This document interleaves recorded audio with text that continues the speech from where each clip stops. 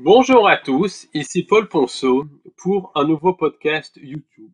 Et dans ce podcast, je vais faire le lien entre les NDE, l'au-delà et la fausse lumière. Mais avant de commencer, je voulais vous annoncer que notre livre, qui s'appelle La matrice archontique et le piège temporel, donc notre tout nouveau livre, est disponible à la vente sur notre site librairiedubonheur.com et sur notre site au-delà de l'illusion.fr.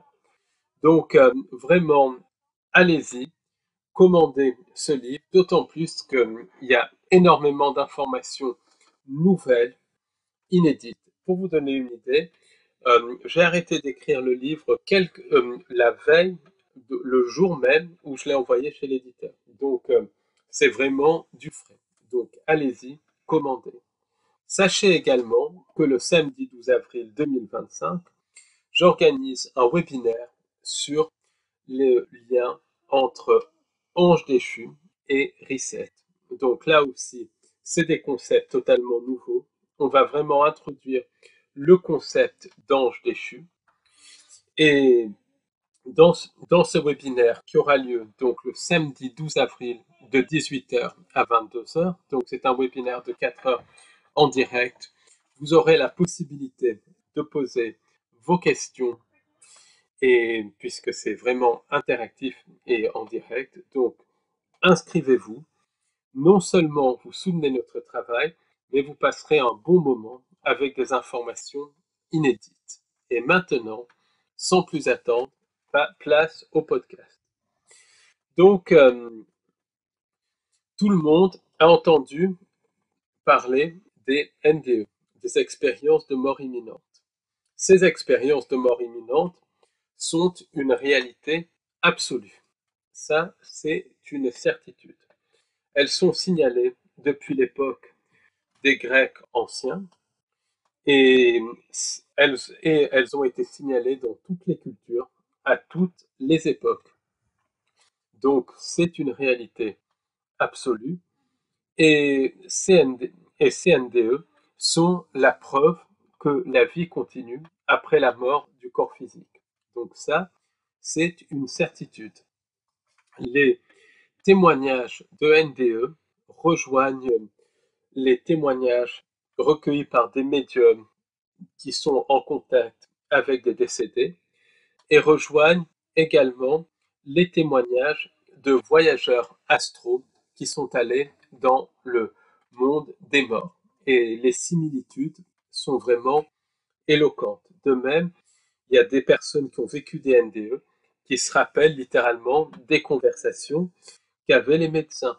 Par exemple, une dame que je connaissais il y a bien longtemps, avant même que je m'intéresse au sujet des NDE, m'avait dit qu'un jour, elle avait fait un arrêt cardiaque lors d'une opération et elle s'est retrouvée au-dessus de son corps et cette dame qui ne comprenait rien avait entendu le dialogue de ses médecins et les médecins lui ont confirmé. Donc c'est des événements extrêmement fréquents, c'est la preuve absolue de la survivance après la mort du corps physique, c'est confirmé par les voyageurs astraux et par les médiums. Donc de toute manière, donc l'au-delà, c'est une réalité.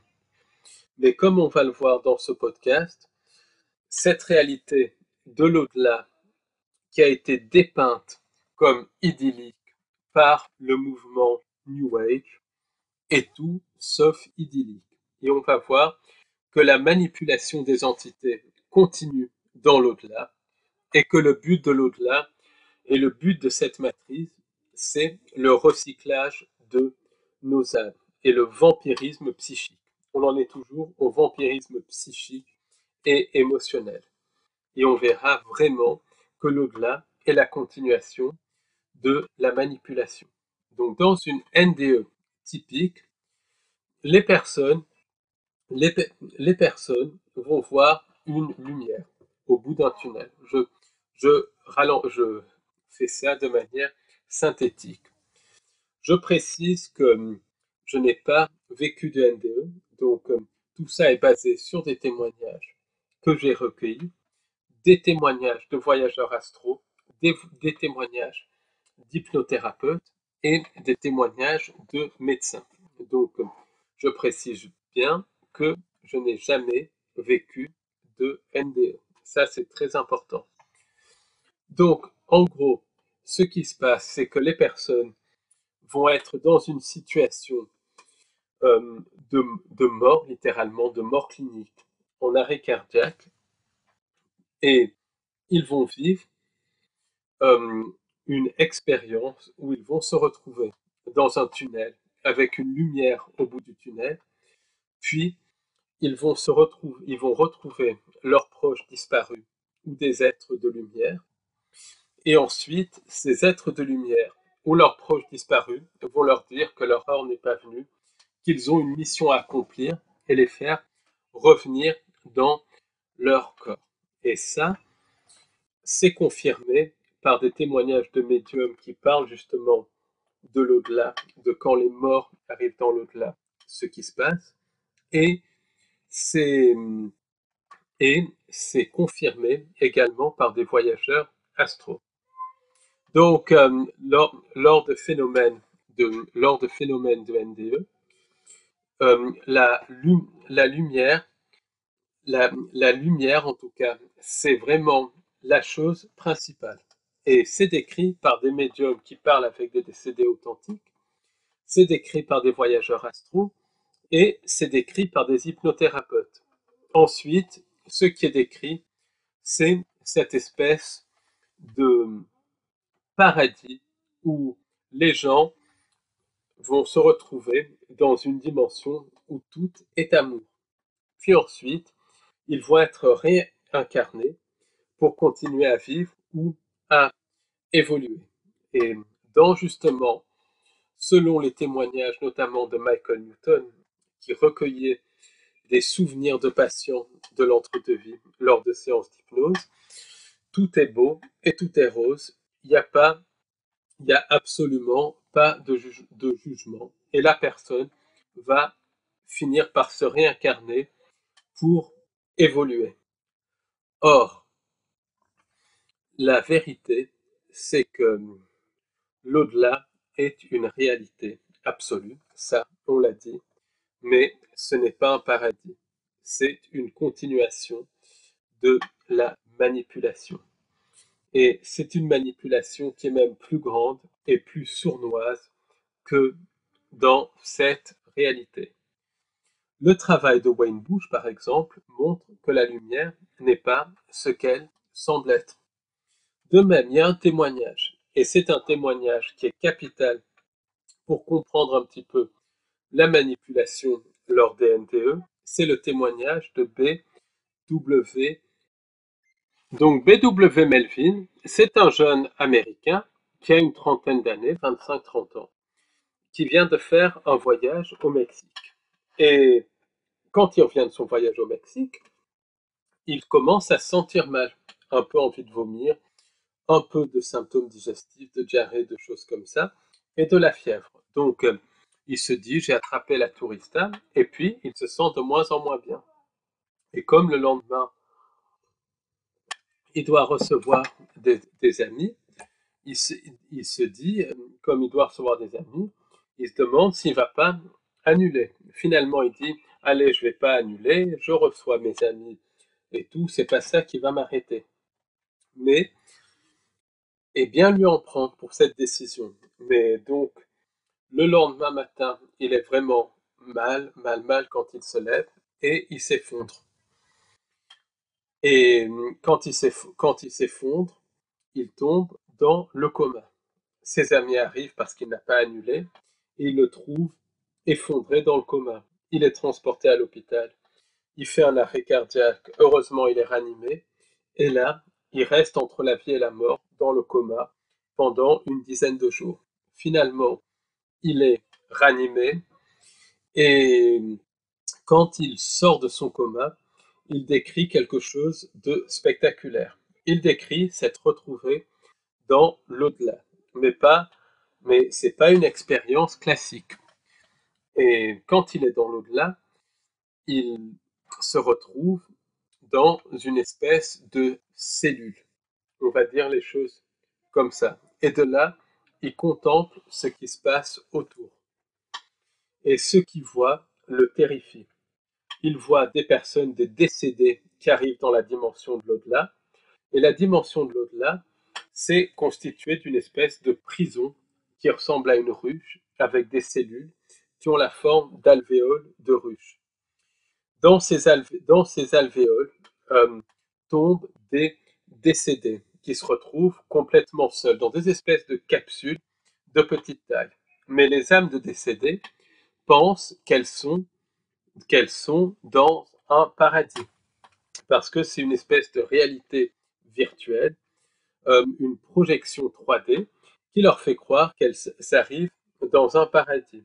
Et dans ces capsules, dans ces cellules, il y a des entités sans âme qui rentrent constamment. Et ces entités sans âme se font passer pour des proches décédés. Donc, les gens qui arrivent sont très contents, ils pensent retrouver leurs proches décédés, et au fil du temps, ils se rendent compte que leurs proches décédés ne sont de plus en plus froids avec eux, et ils commencent à se sentir de plus en plus seuls. Et progressivement, au fil du temps, les décédés commencent à se faire torturer par leurs proches, qui révèlent leur vrai visage. Et le visage des proches, c'est des entités de type reptilien. Donc, après B.W. Melvin, et après cette expérience, est sauvé par une entité qui se fait passer pour le Christ ou un ange, je ne sais plus exactement, mais pour un personnage religieux, et qui lui dit de revenir dans son corps, de se convertir au christianisme et tout ça. Mais son expérience qui relate est très intéressante. Et il explique qu'il y a beaucoup plus d'expériences de NDE négatives que les gens le disent, mais que souvent, les gens qui vivent des NDE n'ont pas des NDE assez longs, puisque les gens sont ranimés assez rapidement. C'est rare que les gens passent des jours dans le coma, donc ils ne vont pas avoir le temps, entre guillemets, de, puisque le temps est différent dans l'au-delà, de voir les entités, les proches se transformer en entités. En fait, B.W. Melville, c'est un des témoignages les plus importants pour moi parce que il montre que les proches décédés sont des entités qui se font passer, dans certains cas en tout cas, pour des proches décédés. Et il montre le caractère manipulation au moment de la mort, manipulation de la perception du décédé qui croit être dans un paradigme alors qu'il est manipulé par des entités non humaines. Et B.W. Melville s'est fait manipuler durant toute sa NDE. Même la figure christique ou angélique qu'il a vue s'est connectée à la manipulation. On va le voir un petit peu plus loin puisque ces entités peuvent modifier leur apparence. Mais en tout cas, B.W. Melvin, c'est vraiment un témoignage qui montre le degré de manipulation lors des NDE. Donc, dans beaucoup de communications médiumniques, il y a également des transmissions par des décédés authentiques. Il y a des médiums qui sont en contact avec des entités sans âme qui se font passer pour des décédés. Ça, on en a déjà parlé. Mais il y a des médiums qui sont en contact avec des décédés authentiques. Et quand les médiums sont en contact avec des décédés authentiques, ils vont recevoir des messages de la part décédés, où des décédés vont contacter un proche via le médium. Un petit peu comme dans le film Ghost. Mais, mais ce que l'on remarque, c'est que les décédés restent manipulés par les mêmes croyances que qu'ils avaient au moment de leur mort.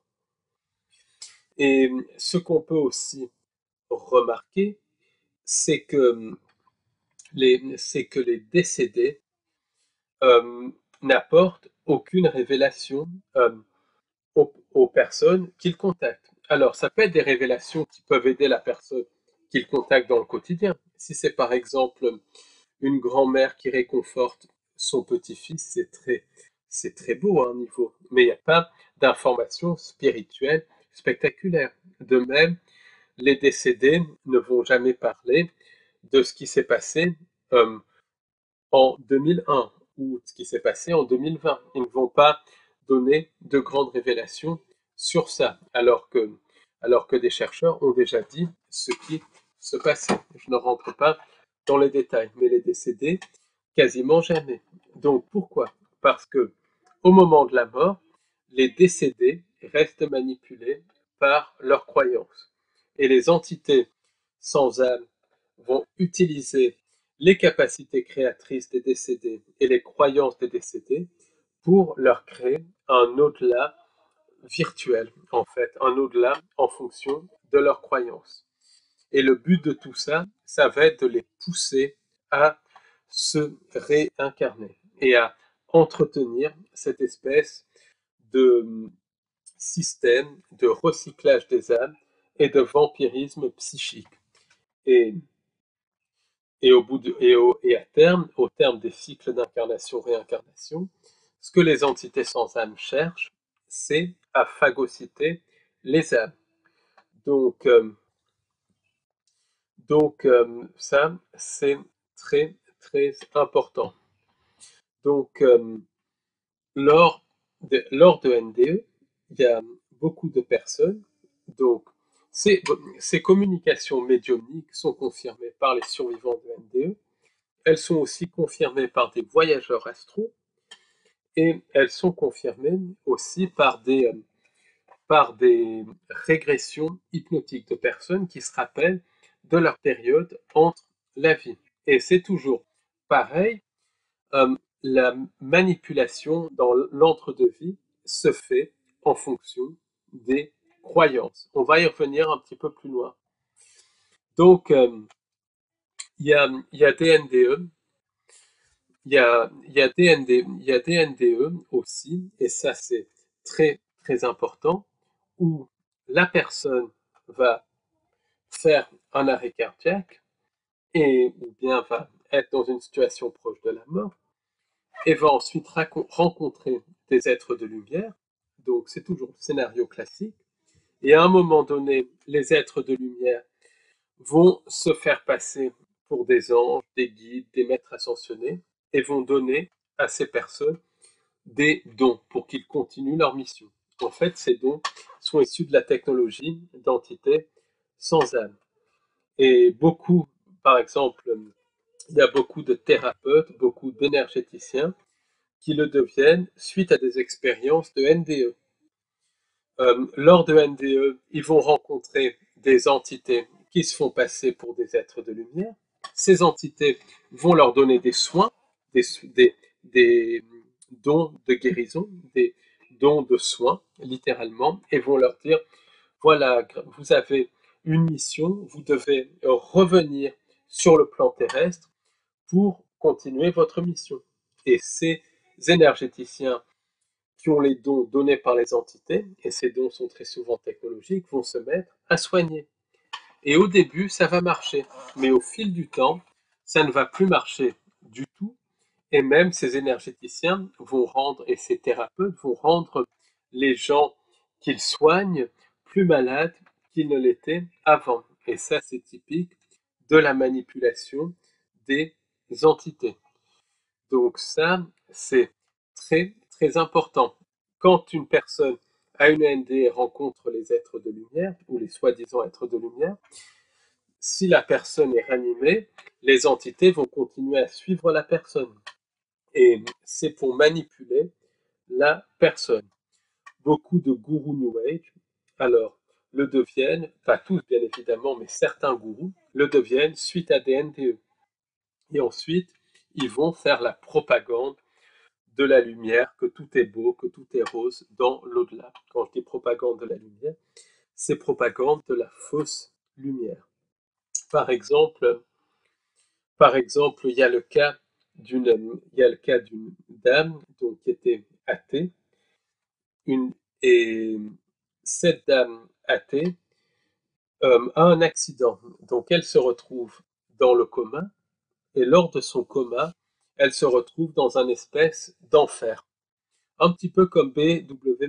Melville, complètement seule, complètement isolée, avec des entités autour d'elle. Là, elle en appelle à Dieu.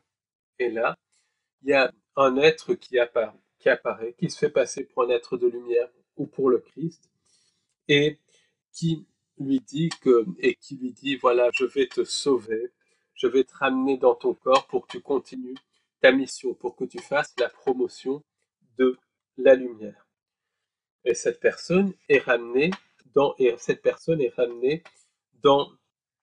dans son corps, et c'est devenu un gourou New Age allemand, une gourelle New Age allemande qui pousse que tout est beau, tout est rose, que le mal n'existe pas, et toute la manipulation New Age.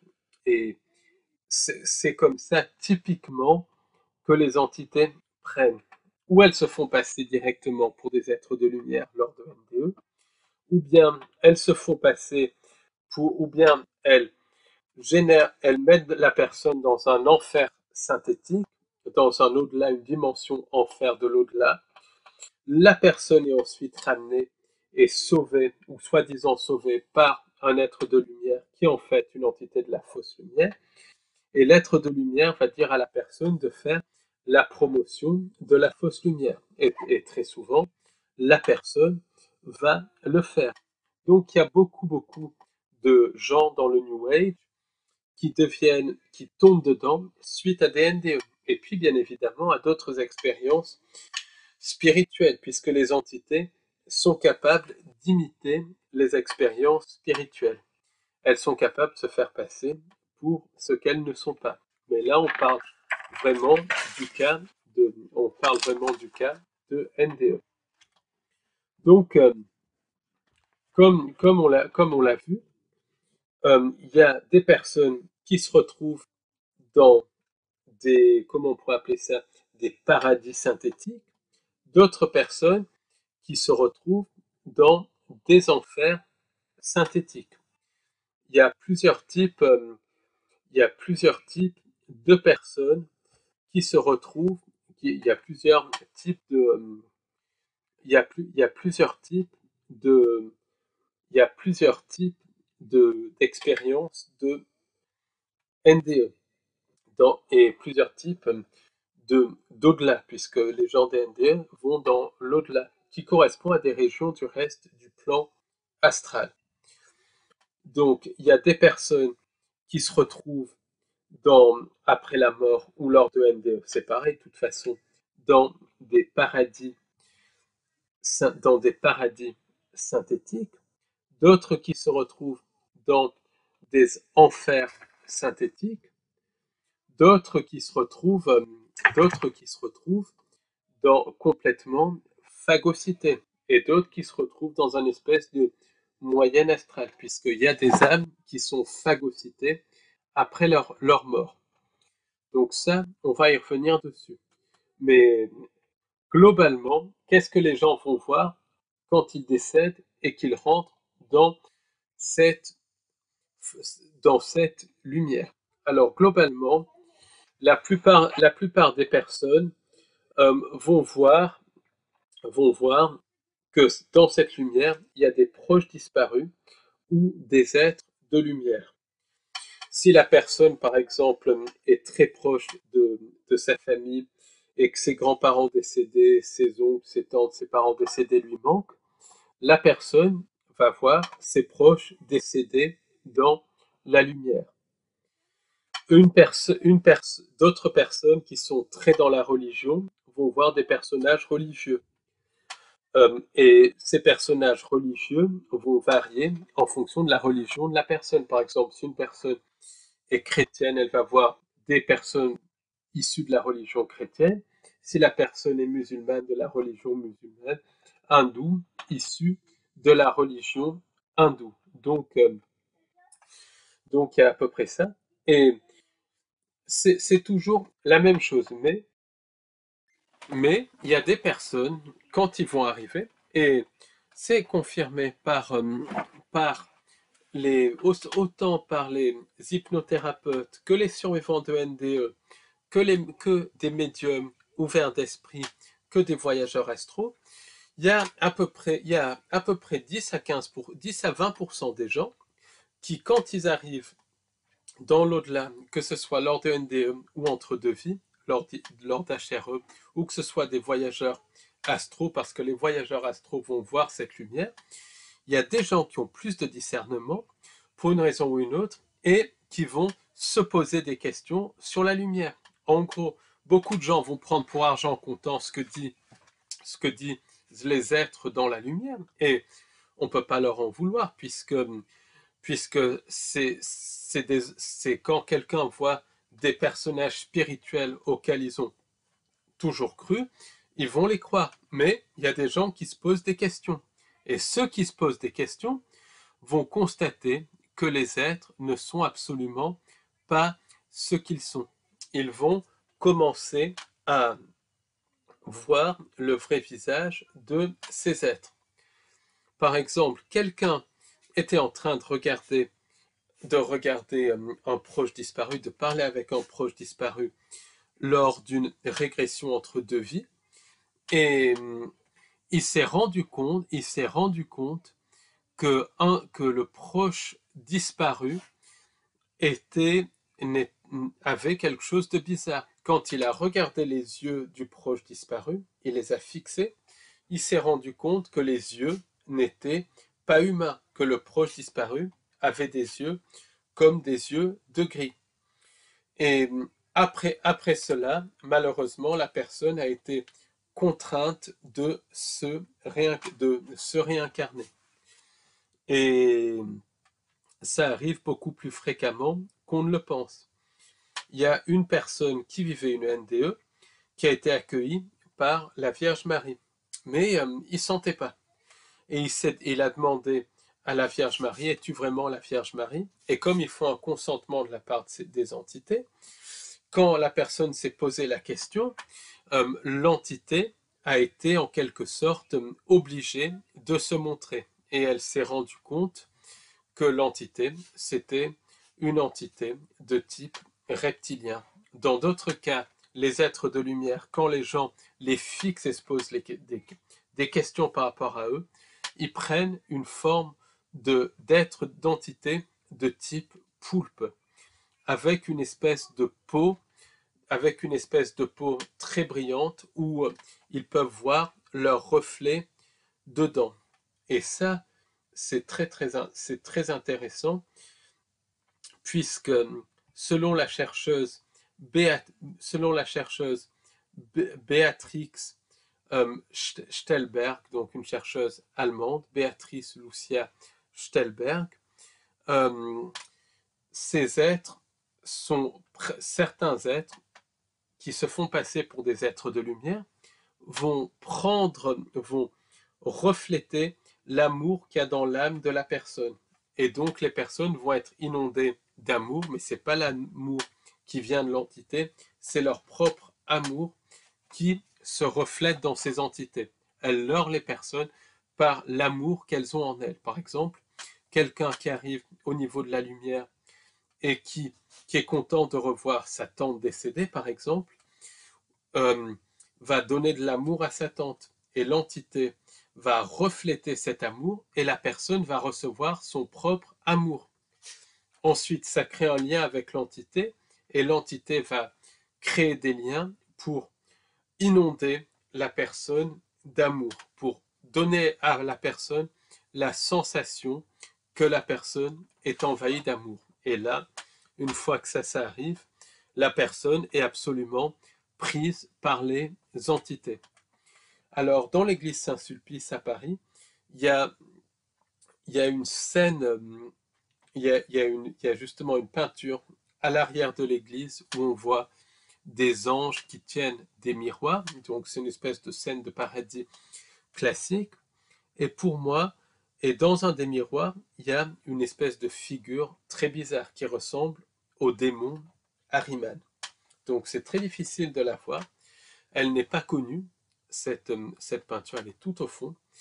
Et pour moi, ça montre très très bien que ça montre très très très bien cette notion de démon, de démon d'autres dimensions, que c'est un espèce de jeu de miroir, que c'est un jeu de manipulation.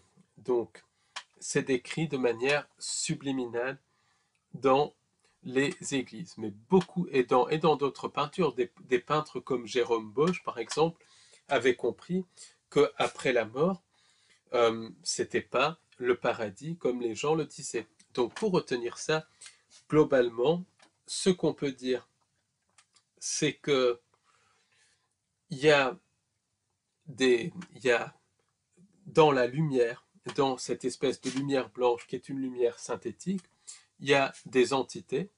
Ces entités se font passer pour des proches décédés. Elles se font passer pour des personnages religieux, des maîtres ascensionnés ou des êtres de lumière. Et ça, c'est en gros un phénomène de shape-shifting. C'est connecté aux technologies de ces entités. Et ça, c'est pour leurrer la personne, pour que la personne consente à cette fausse lumière. Et une fois que la personne a consenti, c'est fait. La plupart des gens ne se posent pas des questions et ne vont pas voir la supercherie. Ceux qui se posent des questions et voient la supercherie vont voir des entités de type gris, de type reptilien, de type poulpe, des entités dont la peau va refléter l'amour de l'âme pour donner une impression d'irradier de l'amour. Et elles vont sentir que l'amour qui les envahit quand il y a ces entités n'est pas naturel. Et il y a beaucoup plus de personnes que ne le disent le New Age qui ressentent ça. C'est de 10 à 20%. Donc ça, c'est très important. Mais même si la personne se rend compte de ça au moment de la mort, c'est déjà trop tard, puisque les entités vont leurrer la personne. Donc, ensuite, ce qui se passe, c'est que les entités vont amener la personne dans dans des paradis synthétiques qui correspondent à ce qui est décrit dans les NDE traditionnels, mais ça, c'est beaucoup plus rare qu'on ne le pense. Par exemple, des hypnothérapeutes qui ont fait des hypnoses régressives sur l'entre-deux-vie ont montré que c'est finalement que 30 à 40% des personnes qui se retrouvent dans des paradis synthétiques. La plupart des gens vont se retrouver dans l'astral moyen, et l'astral moyen, c'est quasiment un enfer. C'est quasiment un enfer. C'est un lieu qui ressemble exactement à cette dimension. C'est un lieu où les gens sont obligés de travailler pour gagner de l'argent ou une forme d'argent pour subsister. Ça fonctionne exactement comme ici.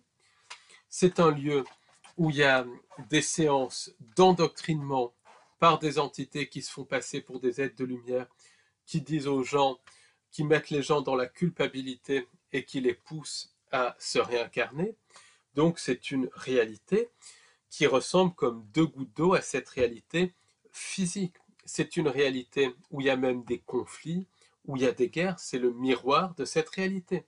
Et c'est là où se retrouvent peut-être 40 ou 50 ou 60% des personnes décédées, mais personne n'en parle, c'est complètement tabou, c'est une réalité qui est miroir d'ici, sauf qu'il y a tout un endoctrinement à propos de la réincarnation, du karma et des choses comme ça. Karma, c'est absolument bidon, c'est une énorme manipulation. Et je vais expliquer pourquoi un petit peu plus tard. Après, il y a à peu près 10% de personnes qui se retrouvent dans des enfers, comme on a décrit, comme B.W. Melvin, des enfers, où là, les personnes vont subir des tortures aux mains d'entités sans âme. Et certaines de ces personnes vont être phagocytées. Il y a un système de phagocytage d'âme. Mais il y a des personnes, c'est vraiment, qui se retrouvent dans des enfers ou phagocytés. Et c'est beaucoup, beaucoup plus fréquent qu'on ne le pense. De même que l'astral moyen, c'est une forme d'enfer aussi. Du reste, il y a des descriptions de ça dans le livre Farnèse, l'explorateur de l'au-delà. Donc, cela n'a absolument rien de positif. C'est une dimension qui est pire qu'ici. Et je dis bien qui est pire qu'ici. L'au-delà, c'est la continuation de la manipulation. Mais il y a tout un tabou de la part du New Age. Le New Age est contrôlé par des sociétés secrètes qui vont pousser des personnes qui ont été manipulées par les entités lors de NDE ou qui ont été mises dans des paradis synthétiques pour faire croire aux gens que tout est beau, que tout est rose dans l'au-delà. Et ce n'est absolument pas le cas. Ce que l'on peut remarquer aussi, c'est que les gens qui se retrouvent dans des enfers synthétiques ou dans le moyen astral synthétique ou dans des paradis synthétiques, ce ne sont pas des gens, dans les paradis synthétiques, ce n'est pas des gens de bien, très souvent. Il y a des gens de bien, mais il n'y a pas que des gens de bien. Comme dans les enfers, ce n'est pas toujours des personnes maléfiques, loin s'en faut. La plupart sont des personnes de bien. De même, dans le moyen astral, la plupart sont des gens de bien. Et donc, il y a quelque chose qui cloche. On dirait presque qu'il y a une loterie de la part des entités qui, quand une personne décède, la met ou dans un enfer synthétique, ou dans l'astral moyen, qui est une sorte d'enfer synthétique aussi, ou dans un paradis synthétique. Il y a une sorte, il y a toute une manipulation, une espèce de loterie. Et c'est quelque chose qui est absolument abominable. Donc, la personne va séjourner pendant un temps très, très souvent très long dans ces enfers synthétiques, paradis synthétiques ou astral moyen synthétique, qui est comme un enfer, une sorte d'enfer synthétique, dans ces lieux qui, pour beaucoup, sont beaucoup moins agréables qu'on le dit, voire infernaux, il faut dire les choses. Et ensuite, la personne va être réincarnée, si elle n'est pas phagocytée. Alors, il y a le phénomène de phagocytage d'âme, qui est une réalité. Et il y a une source qui parle de ça. La source, c'est Kyle Griffith. Kyle Griffith, dans son livre War in Heaven, parle de ce phénomène de phagocytage de l'âme. C'est quelque chose qui existe, c'est quelque chose qui est tabou, parce que l'âme n'est pas immortelle.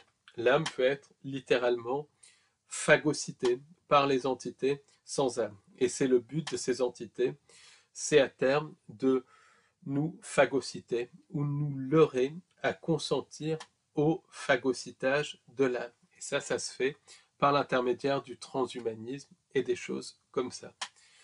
Donc, ce qu'il faut retenir pour ici, c'est qu'il y a un phénomène de phagocytage de l'âme. Donc, l'âme va, à un moment donné, être réincarnée. Donc, à ce moment-là, et ça, c'est la règle, que l'âme se situe dans un enfer synthétique ou un paradis synthétique ou le moyen astral synthétique, l'âme va être jugée en quelque sorte par des êtres qui se font passer pour des êtres de lumière. En fait, c'est des entités de type reptilienne ou de type insectoïde. C'est des entités de la fausse lumière. Et ces entités peuvent prendre la forme parfois il y a même des humains qui sont présents dans ces jugements, parce que ces entités peuvent modifier leur apparence. La grand-mère de Ted Rice, dans le livre Masquerade of Angels, parlait d'une abduction où des entités reptiliennes se sont fait passer pour son mari décédé. Donc ça, on voit que ces entités peuvent manipuler, que c'est les mêmes entités qui agissent sur le plan physique lors d'abduction et sur le plan astral et sur le plan astral quand une personne est entre deux vies, quand la personne est dans l'au-delà. Donc, la personne, une fois qu'elle a fait son espèce de séjour dans cet au-delà, où il y a déjà un endoctrinement, un contrôle mental très subtil par les entités, là, elle va être jugée vraiment par les entités. Et c'est des êtres qui se font passer, c'est des entités sans âme qui se font passer pour des êtres de lumière, qui vont juger la personne. Donc très souvent, la personne va être manipulée à consentir à être réincarnée. Les entités vont commencer à dire à la personne, voilà, dans ta vie, tu as fait ci, tu as fait ça, donc, donc tu dois réparer ton karma et tu dois, et tu dois te réincarner pour réparer ton karma. Donc, il y a tellement de contrôle mental de la part de ces entités que la plupart des personnes vont être leurrées,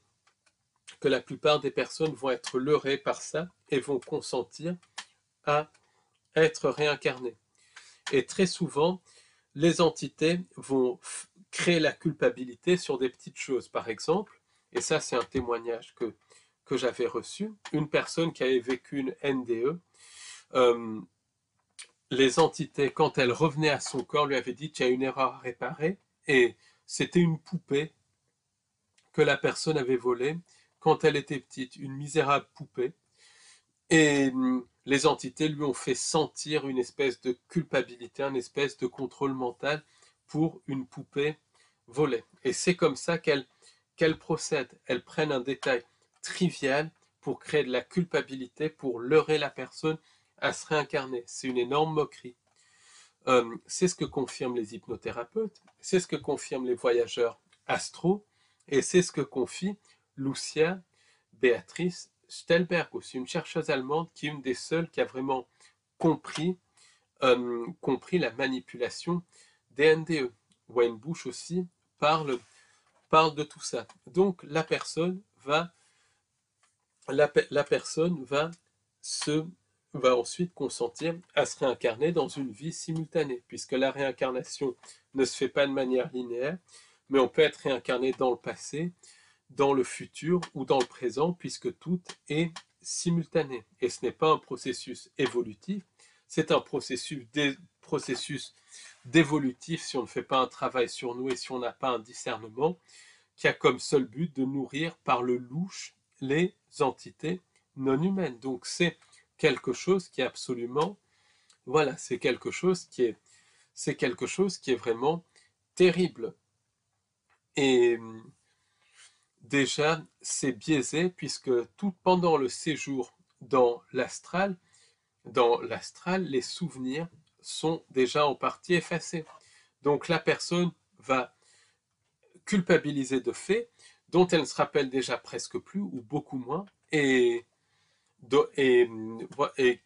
voilà, elle va et de faits très souvent anodins.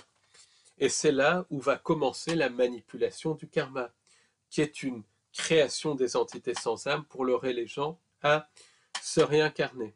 Donc ensuite, il y a un autre leurre des entités, et ça, c'est un leurre qui est typique des djinns et typique des entités sans âme, qui a été vu par certains voyageurs astraux et aussi par des hypnothérapeutes. Les entités vont dire, voilà, maintenant, c'est bientôt le moment pour toi de te réincarner, et la personne ne va pas marcher avec la culpabilité. Donc ils vont dire, mais tu sais, tu vas retrouver ta femme qui est morte avant toi, par exemple. Donc là, la personne va se dire, ok, j'y vais, je vais retrouver ma femme, mon amour de ma vie. Simplement, il retrouve sa femme, mais sa femme n'est plus sa femme. Ça peut être sa mère, ça peut être sa sœur et tout ça. Donc, on voit bien qu'elle manipule, les entités manipulent comme ça. Et parfois, il va retrouver sa femme, mais ça va être tout simplement une collègue de travail qui est déjà mariée, par exemple. Il la retrouve, mais pas de la manière dont il veut. Et les entités manipulent énormément comme ça. Donc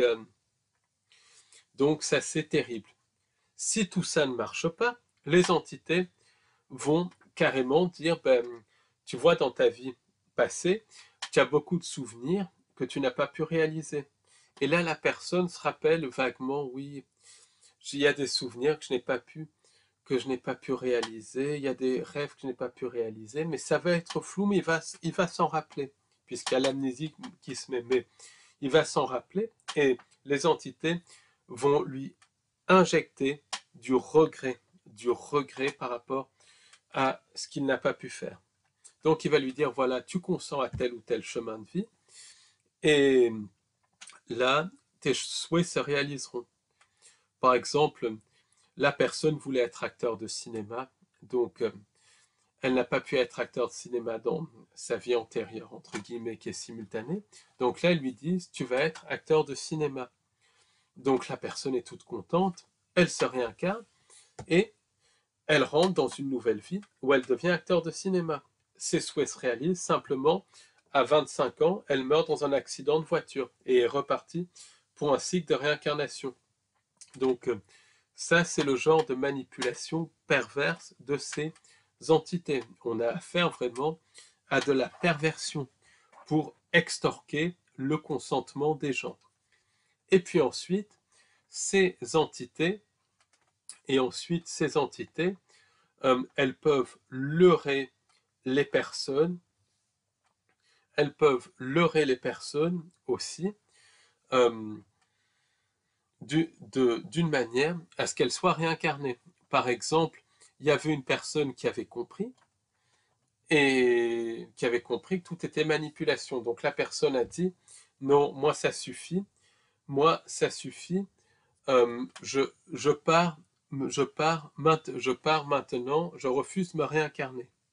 Donc comme les entités comprennent, comme les entités comprennent littéralement, comme les entités sont obligées d'aller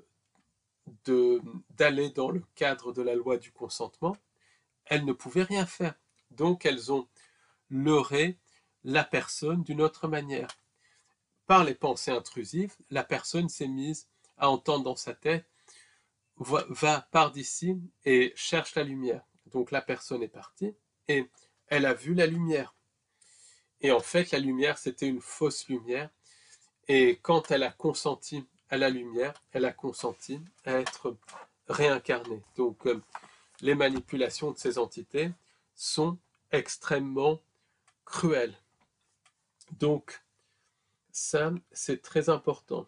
Et la réincarnation, comme je l'ai dit tout à l'heure, elle peut se faire dans le passé, dans le futur ou dans le présent. Donc il peut y avoir plusieurs personnes qui sont la même âme qui vivent dans la même époque, puisqu'ils peuvent réincarner l'âme à n'importe quand. Ce n'est pas un processus linéaire. Donc ça, c'est très important, puisque le temps n'existe pas. Le temps est une technologie des entités sans âme. Donc, ça, c'est très important à comprendre. Alors, il y a beaucoup de voyageurs astraux qui se font avoir par les entités de la fausse lumière. Mais il y a des voyageurs astraux qui ne se font pas avoir. Pourquoi? Parce qu'ils ont plus de discernement que les autres. Et le voyage astral, comme on l'a dit, c'est quelque chose qui est extrêmement dangereux. Le monde astral, dont fait partie l'au-delà, c'est le monde de la fausse lumière, le monde de la manipulation. Et faire un voyage astral, c'est comme se balader dans un marécage infesté de crocodiles, au sens propre du terme. Donc, c'est vraiment pas un jeu, c'est à faire avec beaucoup de discernement, et c'est à faire en étant conscient de ce que sont les entités. Donc, il y a des voyageurs astraux conscients qui sont partis pour voir ce qui arrivait aux âmes au moment de la réincarnation. Et ce qu'ils ont vu, c'était quelque chose d'horrifique. Tellement horrifique qu'ils n'ont pas pu vraiment en parler parce que c'était absolument... Ce qu'ils ont vu, c'était horrifique. Une fois que les âmes consentaient à un chemin de vie, et il y a tout un jeu pour le chemin de vie, le jeu entre entités, les âmes subissaient des chocs électriques par les technologies des entités sans âme. Le but de ces chocs électriques, c'était d'effacer complètement les souvenirs des autres incarnations. Disons, d'effacer la partie consciente, parce que les souvenirs restent, puisque tout retient l'information, mais disons, de manière, disons, la partie consciente des souvenirs. Ces chocs étaient hyper traumatisants.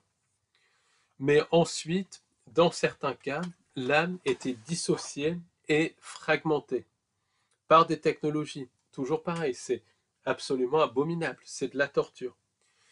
Certaines portions d'âme étaient enfermées littéralement dans des espèces de boîtes et l'autre portion d'âme était réincarnée. Et les entités et l'âme subissait des tortures selon ces voyageurs astraux avant d'être réincarnée. Et elle subissait également une reprogrammation totale par de la technologie, de la personnalité et tout, pour qu'elle soit complètement différente. Et des fragments d'âme étaient conservés par les entités et étaient utilisés par les entités sans âme pour travailler de manière par des technologies sur l'âme qui était réincarnée. Donc ça peut expliquer les pensées intrusives. Les pensées intrusives peuvent passer par les fragments d'âme qui sont conservés par ces entités. Quelque part, c'est tout de la technologie. Mais c'est quelque chose d'absolument horrifique. C'est absolument horrifiant. Mais ça, le New Age est au courant de ce genre de témoignage, mais n'en parle absolument pas. Pourquoi?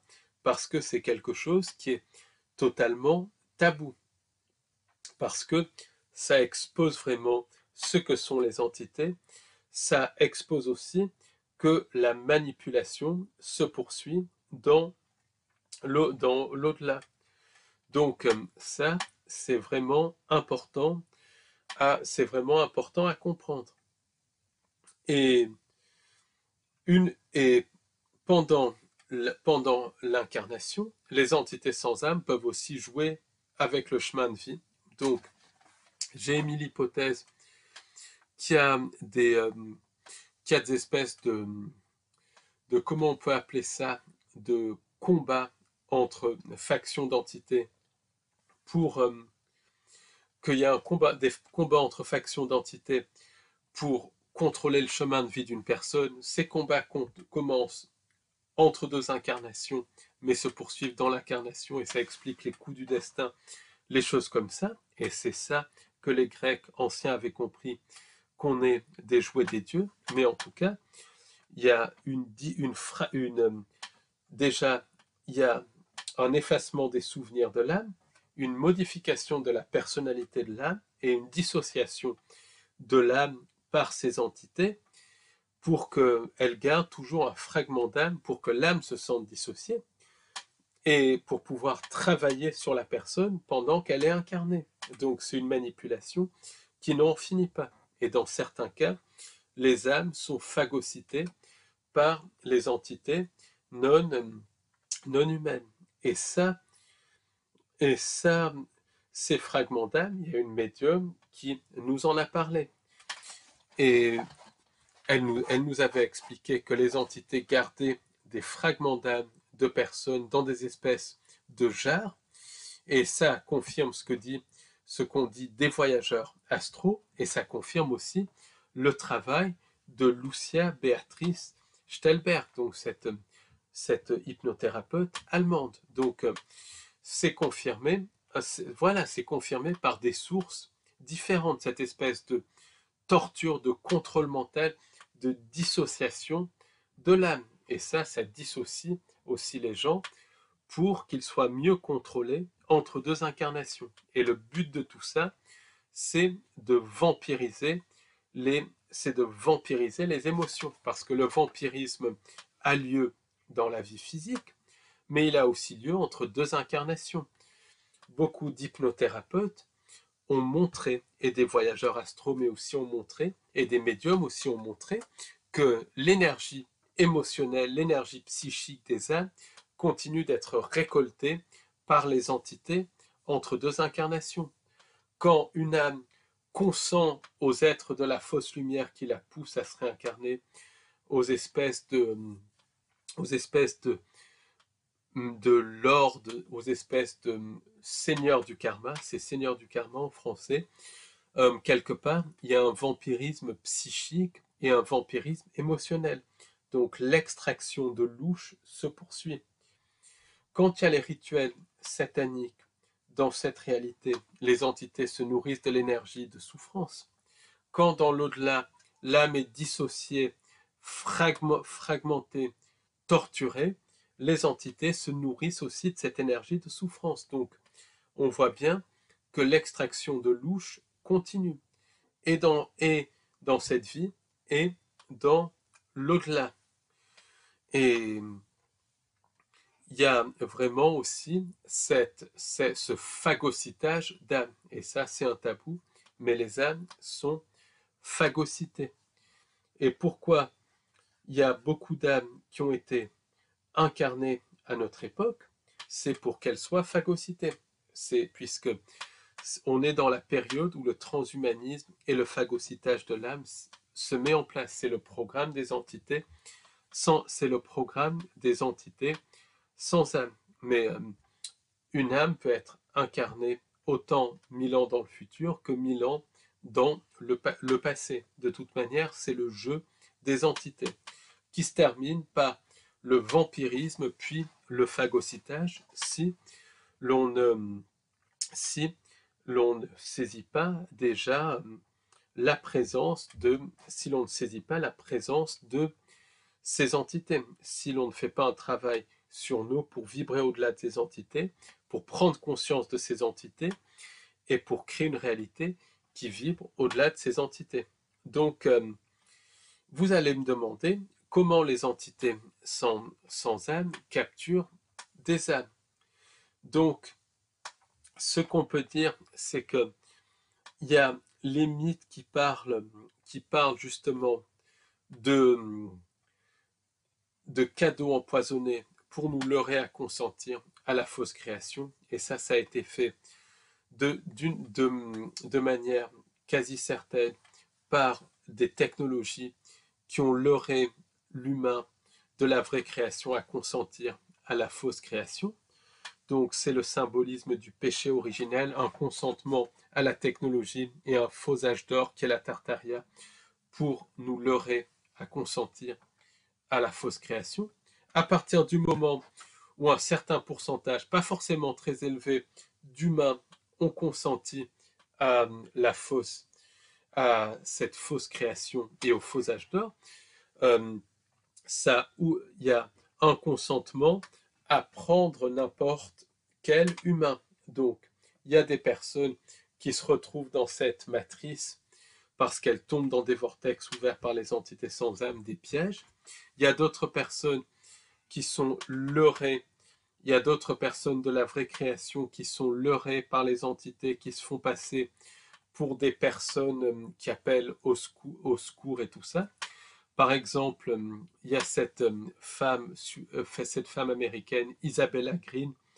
Elle était très certainement dans la vraie création qui était de nature spirituelle, où tout le monde était heureux, où tout le monde était aussi très naïf dans la joie, dans le bonheur et dans l'amour. Et un jour, les entités de la vraie création, ou en tout cas elle et d'autres entités de la vraie création, d'autres humains de la vraie création, ont entendu des appels provenant de la terre, autrement dit de la fausse création, des appels au secours, et naïvement, ils ont consenti à ça, ils se sont retrouvés pris dans les cycles d'incarnation, réincarnation. Donc je pense qu'il y a eu plusieurs niveaux de consentement. Premier niveau de consentement par un faux âge d'or. Après, il y a des consentements individuels. Euh, Par exemple, il y a une hypnothérapeute qui a réussi à régresser une personne jusqu'au moment où la personne consentait à rentrer dans la matrice.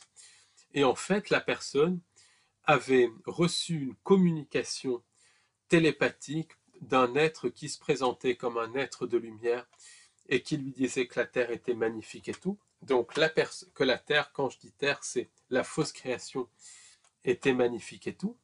La personne a consenti à tomber dans la fausse création. Une fois que la personne commençait à tomber dans la fausse création, elle a été interceptée par des entités qui se sont fait passer pour des êtres de lumière, en fait des entités sans âme de la fausse lumière. Ces entités lui ont montré quelques difficultés de la Terre de manière très rapide, qu'il y avait des risques de guerre, de maladies et tout ça, mais de manière très rapide. Et comme cette personne venait de la vraie création, elle ne comprenait rien à ce qu'étaient les guerres et les maladies, et c'était montré de manière très rapide. Donc, elle n'y a pas prêté attention. Et ensuite, les entités sans âme de la fausse lumière lui ont expliqué tout ce qu'elle pouvait faire de merveilleux sur Terre, des technologies merveilleuses et tout, que c'était un jeu, que toute cette réalité était un jeu magnifique et tout ça. Puis la personne s'est retrouvée électrocutée, torturée, où elle a perdu tous ses souvenirs de la vraie création et incarnée dans un corps.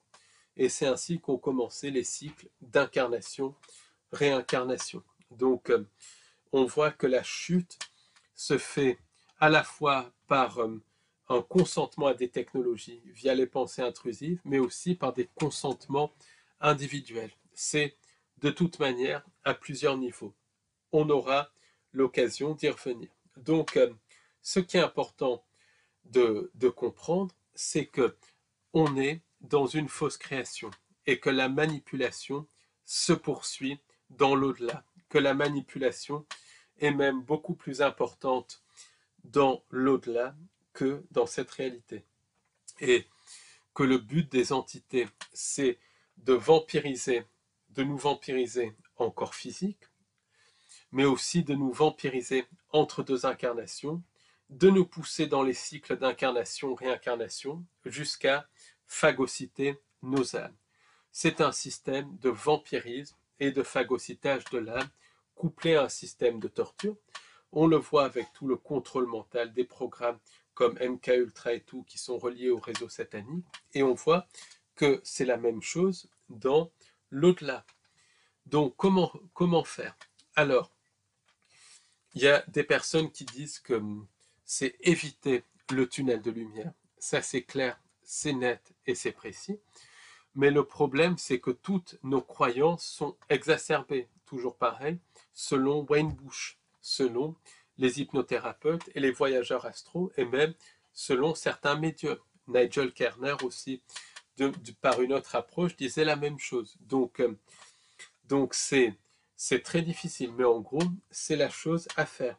Selon, selon aussi, selon aussi le chercheur Wes Penray, il y a des trous dans la grille énergétique de la matrice et c'est se diriger vers ces trous qui sont opposés à la lumière. Mais voilà, c'est ça, en gros, c'est ne pas rentrer dans la fausse lumière, dans le tunnel de lumière. Mais il y a tellement de manipulation par les croyances que beaucoup de gens y tombent dedans. Donc pour moi, je vais être très clair, le vrai travail, ça se fait dans l'ici et maintenant. Ça passe déjà par prendre conscience que de la présence de ces entités et prendre conscience qu'on a affaire à des prédateurs, non seulement physiques, mais des prédateurs d'âme. C'est prendre conscience aussi que l'au-delà, c'est la continuation de la manip qu'ici. Donc c'est déjà prendre conscience de ça. Très, très, très, très, très important. Donc, une fois qu'on a pris conscience de ça, déjà, il y a moins de manipulation par le subconscient. Déjà, on regarde tout ce que dit le New Age avec un esprit beaucoup plus critique. Pourquoi? Parce que le New Age va faire la propagande de ces entités via des channels, via des personnes qui ont été manipulées lors de NDE et tout. Donc, c'est déjà prendre conscience de ça. Ensuite, c'est prendre conscience qu'il y a une manipulation de ces entités qui a lieu à tout moment, dans l'ici et maintenant. Donc c'est faire un travail d'introspection pour connaître ses pensées, savoir ce qui vient de nous et ce qui vient des entités. Parce que beaucoup de cette manipulation passe par les pensées intrusives. Et identifier les pensées intrusives, ça peut se faire par la méditation, ça peut se faire en identifiant quelles pensées viennent de nous et quelles pensées viennent de l'extérieur, en analysant nos pensées le soir avant de se coucher quand il y a tout ce flux de pensées. Ça, c'est extrêmement important. Savoir ce qui vient de nous, savoir ce qui vient de l'extérieur. Ensuite, c'est vraiment faire un travail pour, disons, se déprogrammer des croyances, parce qu'il y a énormément de croyances qui sont issues des religions qui ont été tronquées, du New Age, qui sont issues du scientisme, qui est une autre forme de religion, qui sont issues aussi euh, de toutes les manipulations d'entités sans âme lors de contacts, lors de channeling, de toute la fausse lumière qui sont tronquées. Donc c'est déjà de se déprogrammer des croyances, ou au moins identifier les croyances qui sont tronquées, parce que tout est fait pour nous manipuler via nos croyances. Et les entités sans âme s'adaptent lors de contacts, d'abductions, en fonction de nos croyances, d'où les apparitions religieuses et les choses comme ça. Et c'est pareil dans l'au-delà. Elles manipulent en fonction de nos croyances. Donc c'est se déprogrammer un maximum de nos croyances. Mais c'est surtout couper le problème à la racine, c'est empêcher les entités sans âme de nous manipuler. Et comment on empêche les entités sans âme de nous manipuler? En prenant conscience d'elles et par nos capacités créatrices, en créant un canevas de réalité dans l'ici et maintenant, incompatible avec la manipulation des entités sans âme. Et ça passe par se créer dans l'ici et maintenant son propre bonheur pour qu'on crée individuellement un canevas de réalité incompatible avec la manipulation des entités sans âme. Comme on a une connexion divine, on peut élever nos vibrations quasiment à l'infini. Les entités sans âme ne peuvent pas élever leurs vibrations au-delà d'un certain point. Donc, c'est utiliser nos capacités créatrices pour créer un canevas de réalité qui vibre au-delà des entités sans âme, pour qu'elles ne puissent plus projeter leur fausse réalité. Donc ça passe par se créer son propre bonheur dans l'ici et maintenant. Ça passe de profiter de chaque moment de la vie, ne serait-ce que de boire un café avec un ami, faire une promenade dans la forêt. Ça passe par ça, ça passe aussi par voir un film qu'on aime, se faire plaisir. À partir du moment où on se crée son bonheur dans le quotidien, on crée un canevas de réalité qui est un chouïa au-delà des entités sans âme. Et de fil en aiguille, on crée un canevas de réalité qui vit bien au-delà des entités sans âme.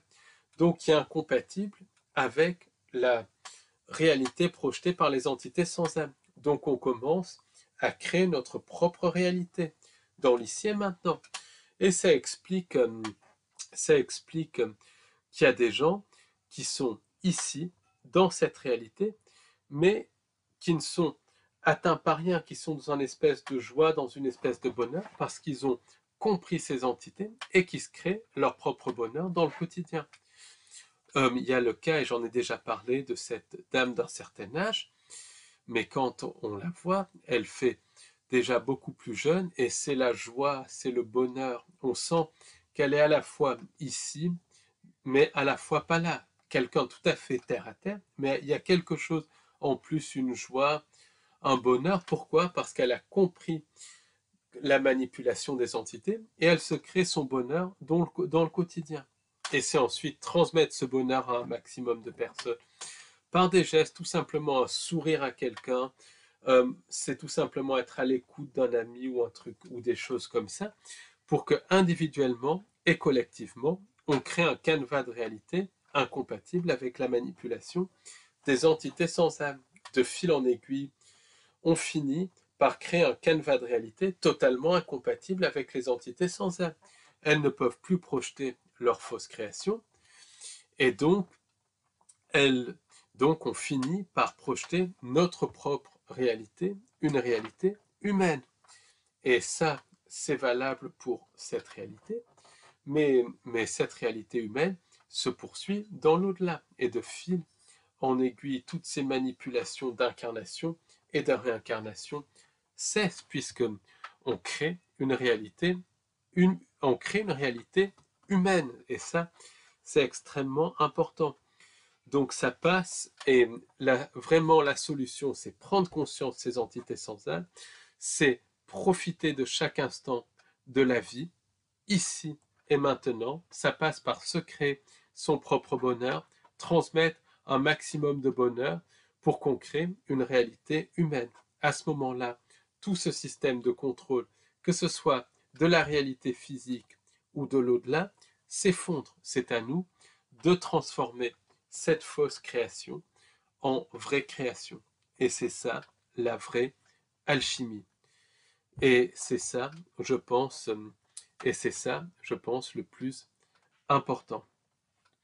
Et c'est bien comprendre qu'on est des êtres créateurs, mais qu'on a été manipulés par des entités non humaines. Que cette manipulation se poursuit non seulement dans cette vie, mais dans l'autre vie. Donc c'est utiliser nos capacités créatrices et se créer son propre bonheur dans l'ici et maintenant pour vraiment créer une vraie réalité humaine. Et ça, c'est le plus important. À partir de ce moment-là, le système de contrôle des entités sans âme s'effondre. Mais il n'y a pas de sauveur externe, il n'y a pas de chapeau blanc, il n'y a pas d'être de lumière, il n'y a pas de nouvelles vibrations. Il y a un seul sauveur, et c'est chacun d'entre nous. Et ça passe par tout simplement être conscient, se créer son propre bonheur dans l'ici et maintenant. Ça passe par aimer la vie, vivre et profiter de la vie. Et être gentil, sympathique et transmettre de l'amour autour de soi. Merci de m'avoir écouté et à très bientôt pour un nouveau podcast. Merci. Au revoir.